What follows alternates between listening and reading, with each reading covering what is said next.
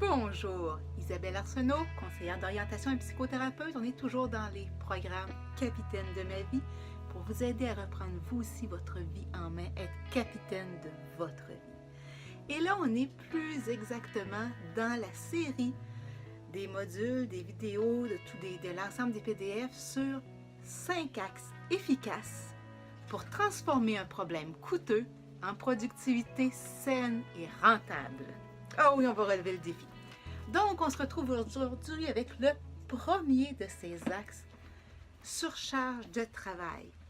Ça semble évident, on va dire les gens s'ils sont épuisés, si ça ne va pas bien au travail, c'est parce qu'il y a de la surcharge.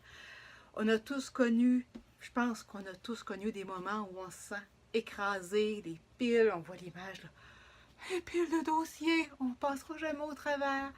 Ou le sentiment de ne plus être capable d'avoir la fierté de réussir ou finir une tâche parce qu'on n'en voit jamais le bout.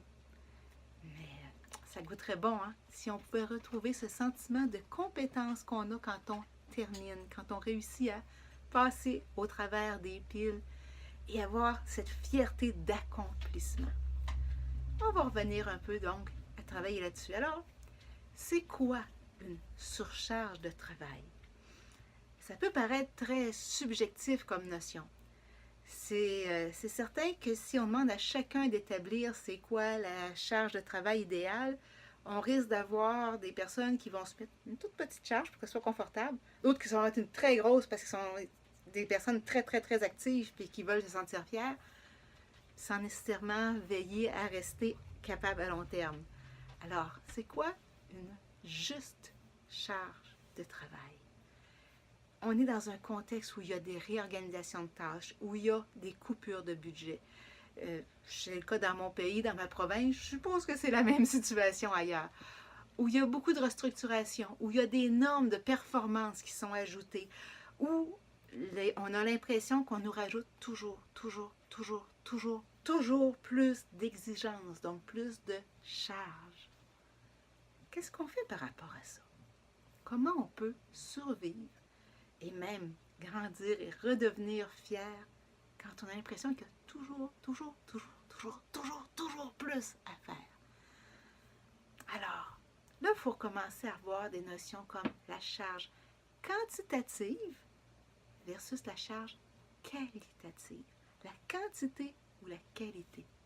Si on nous demande de faire ça de plus de charge, est-ce qu'on va y mettre autant de temps, autant de perfectionnisme, de détails, que si on nous en demande ça de, par exemple, dossier à régler?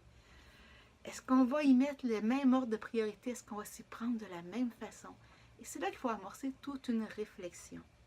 Il faut revoir, surtout quand il y a plusieurs postes qui sont reconfigurés ensemble et qu'on accumule les tâches qui viennent de différents postes sur la même personne.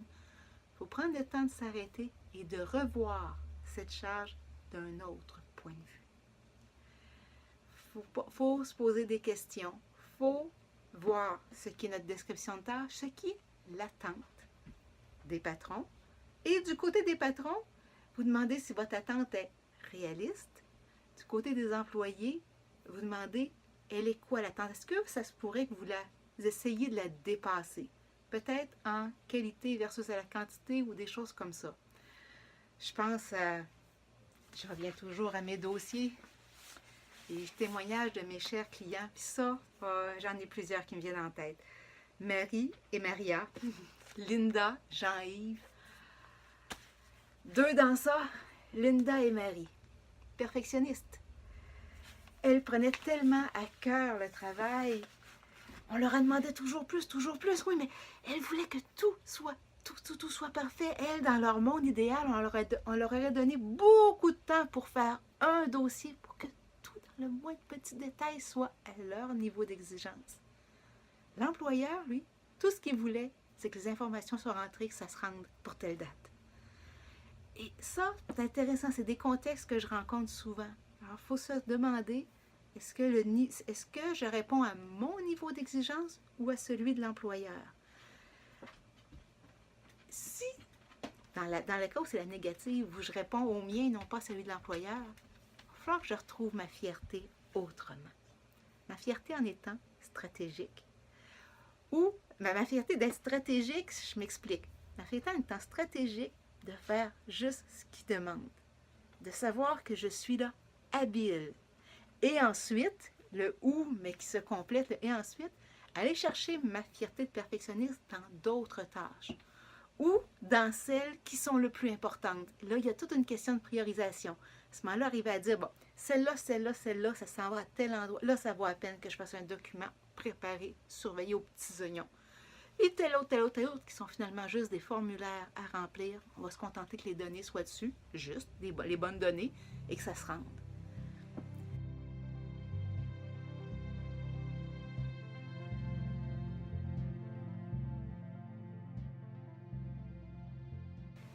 L'autre élément que je veux vous partager par rapport aux surcharges de travail, c'est justement quand il y a toute une réorganisation et qu'il faut le voir d'un autre point de vue. Parce que une personne ne peut pas faire la tâche de 3 personnes et continuer de se porter bien sans qu'on ne change rien. Gros bon sens. Pourtant, on est souvent pris, les organisations sont souvent pris, il y a des coupures de budget, les tâches, il faut en faire autant avec moins de personnes, avec moins de ressources, ou en faire plus sans plus de ressources. Alors là, il faut prendre un autre point de vue. Et je vous propose un tout petit exercice. Votre surcharge de travail, ça vaut autant pour les patrons, pour les gestionnaires que pour les employés. Essayez de voir l'impasse que vous avez, qui est constituée de manque de ressources, de surcharge de travail. Voyez-la comme une montagne. Okay? On s'entend, c'est une montagne de travail. Prenez le temps de la regarder, cette montagne. À quoi est-ce qu'elle ressemble? Comment, à quel point elle est escarpée? Quel type de sol? Est-ce que c'est de l'herbe? Est-ce que c'est des roches? Est-ce que c'est des caps? Est-ce que c'est de la terre? Elle est haute comment, cette montagne? Oh. Prenez le temps de la regarder. C'est bien votre montagne de travail, hein, là, cette montagne qui vous décourage. Et maintenant, vous la regardez, mais vous reculez. Vous reculez. Vous reculez encore beaucoup jusqu'à voir tout le paysage autour de la montagne. Et là, je me rapproche pour être sûr que vous m'entendiez bien. Regardez bien. Observez et vous allez découvrir, vous allez voir apparaître dans ce paysage ou dans la montagne quelque chose que vous n'aviez pas remarqué avant et qui va vous aider à vous rendre jusqu'à l'autre côté de la montagne, à dépasser cette montagne. Prenez le temps de regarder et de vous laisser surprendre. Vous pouvez respirer pour vous aider.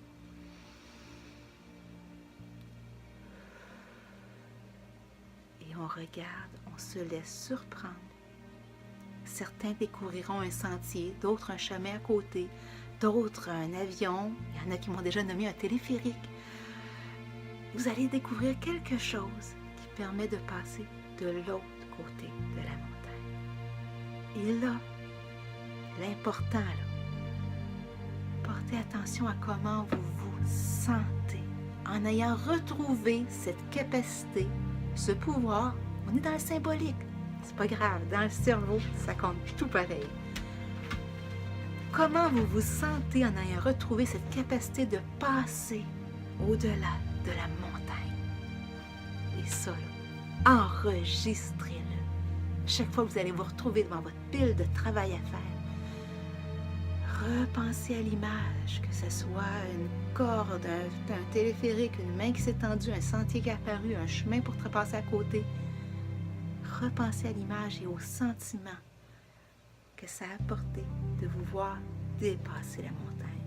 Ça va vous permettre littéralement de prendre du recul par rapport à la pile de tâches que vous avez pour la percevoir autrement et trouver des solutions, des moyens de la prioriser, des façons de prendre en main cette charge différente. Puisqu'elle est trop grande, il faut changer nos façons de faire.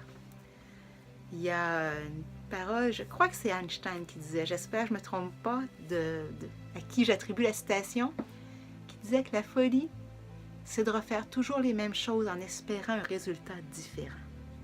Alors, si la manière dont vous traitez votre charge présentement ne fonctionne pas, il faut changer de point de vue.